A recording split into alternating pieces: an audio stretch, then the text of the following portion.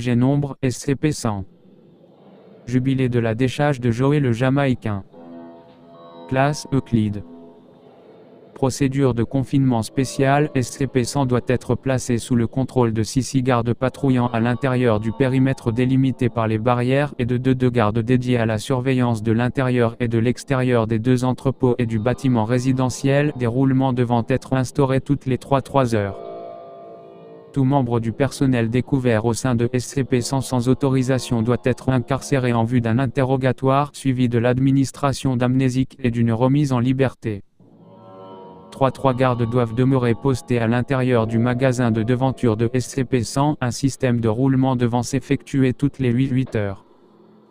La porte d'entrée doit rester verrouillée en permanence. Les clés doivent être remises aux membres du personnel habilité. Des panneaux propriété privée et défense d'entrée doivent être postés sur la devanture des magasins pour dissuader les conducteurs de s'arrêter à SCP-100. Toute structure créée par SCP-101 doit être enlevée de SCP-100 et réduite en scories, à l'exception de SCP-102A et de SCP-102B. Si SCP-101 refuse de collaborer, SCP-102A et SCP-102B pourront être déplacés hors de SCP-100 jusqu'à ce que SCP-101 se montre de nouveau coopératif. Le plus grand des deux entrepôts situés dans SCP-100 a été converti en un centre de recherche basique. Tout objet créé par SCP-101, à l'exception de SCP-102A et SCP-102B, peut être utilisé à des fins de recherche scientifique. Des tests sur SCP-101 ne peuvent être menés que par autorisation écrite du directeur de recherche actuel.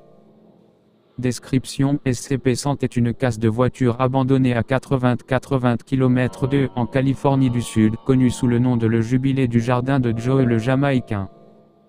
Le chantier de ferraille couvre une superficie d'environ 5005,000 m² de terrain clôturé, comprenant 2 entrepôts, un magasin de devanture et un petit bâtiment résidentiel, en plus d'hectares en friche et de zones utilisées pour le stockage.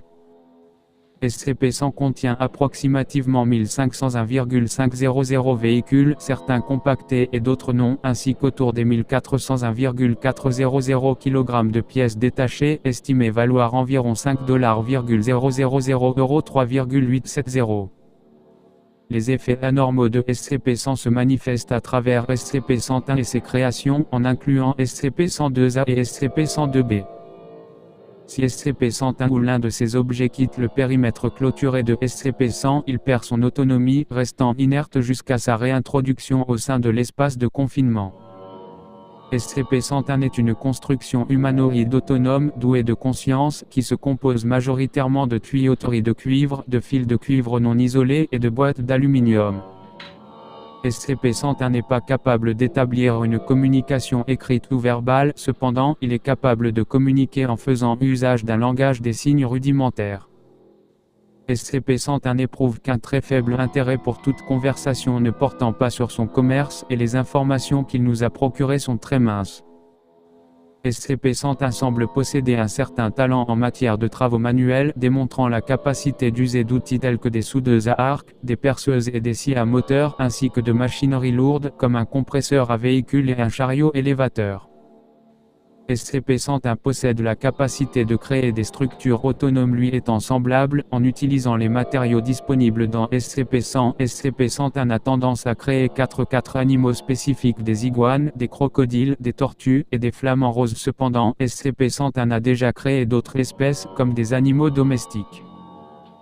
Pour s'assurer sa docilité, SCP-101 a été autorisé à conserver 2 objets, nommés SCP-102A et SCP-102A et SCP-102B sont des structures ressemblant assez superficiellement à des insectes, supposément créées par SCP-100, puisqu'elles occupent SCP-100 depuis sa découverte initiale.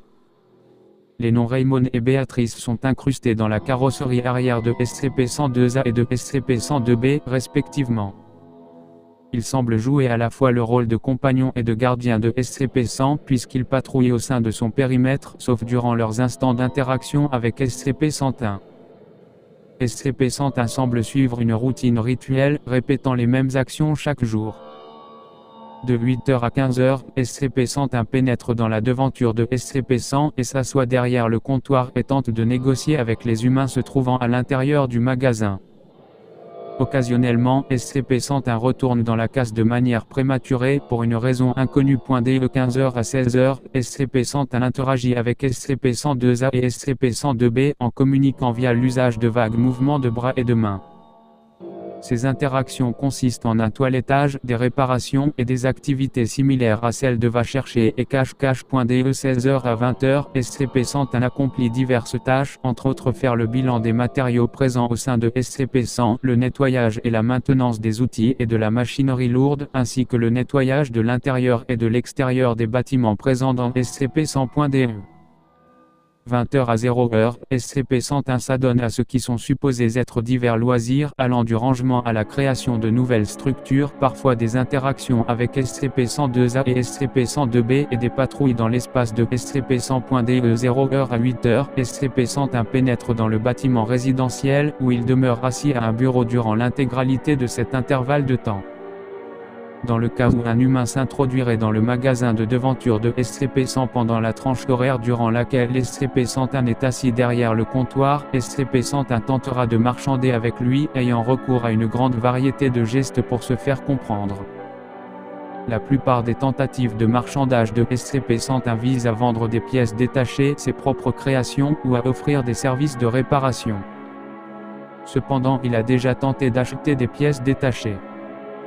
Bien que SCP-101 soit incapable de lire, il possède la capacité d'effectuer des opérations mathématiques basiques, comme le démontrent ses tentatives de vente. Les échanges effectués par SCP-101 sont typiquement teintés d'une certaine injustice. SCP-101 est connu pour user d'échelles erronées et de mélanger à des lots de pièces détachées des métaux de moins bonne facture et a démontré qu'il se trouvait au courant de la zone d'action limitée des effets anormaux au sein de SCP-100 puisque SCP-101 a fréquemment vendu ces structures malgré leur perte d'autonomie à leur sortie de SCP-100. Les tentatives de confronter SCP-101 sur ce sujet ont toutes provoqué soit de l'angoisse, soit de l'indifférence, avec une référence systématique au panneau placardé sur le mur pas de remboursement, mec. Survenant peu importe l'état émotionnel de SCP-101. SCP-100 fut découvert le 11 septembre 1976, à la suite de rapports spécifiant la présence d'étranges machines opérant depuis une casse. Ces rumeurs furent camouflées en légendes urbaines et un agent de la Fondation fut envoyé à SCP-100 pour agir en tant que propriétaire des lieux jusqu'à ce que le confinement soit effectué sous le couvert d'une vente de propriété. Une clôture privée en bois fut construite le long du périmètre originel de SCP-100. Des fenêtres 101 furent installées sur la devanture et l'autoroute qui traverse maintenant la ville de à proximité réoriente la majorité du trafic civil.